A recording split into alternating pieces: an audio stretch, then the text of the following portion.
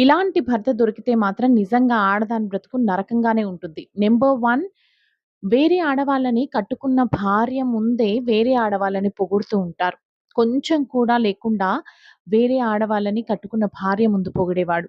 Number 2, కపట ప్రేమ నటించేవాడు. కపట ప్రేమ నటిస్తూ జీవితాంతం ఆమెను మోసం చేస్తూనే ఉంటాడు.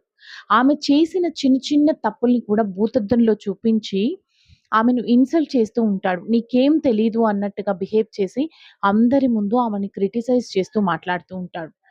నంబర్ 4, తన పుట్టింటి వాళ్ళని, భార్య పుట్టింటి వాళ్ళని ఎస్పెషల్లీ తన తల్లిదండ్రిని అవమానిస్తూ తన ముందే మాట్లాడుతూ ఉంటాడు.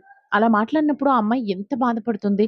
అలా కొంచెం కూడా ఆలోచించకుండా భార్య తరపు తల్లిదండ్రిని, భార్య తరపు పుట్టింటి వాళ్ళని భార్య ముందే అవమానిస్తూ ఉంటారు. అంతేకాకుండా అవసరం ఉన్నా లేకున్నా ఆమెకు అబద్ధాలు చెప్తూ మోసం చేస్తూ ఉంటారు. ఇలాంటి భర్త దొరికితే మాత్రం నిజంగా ఆ ఆడదాని బ్రతుకు నరకంగానే ఉంటుంది.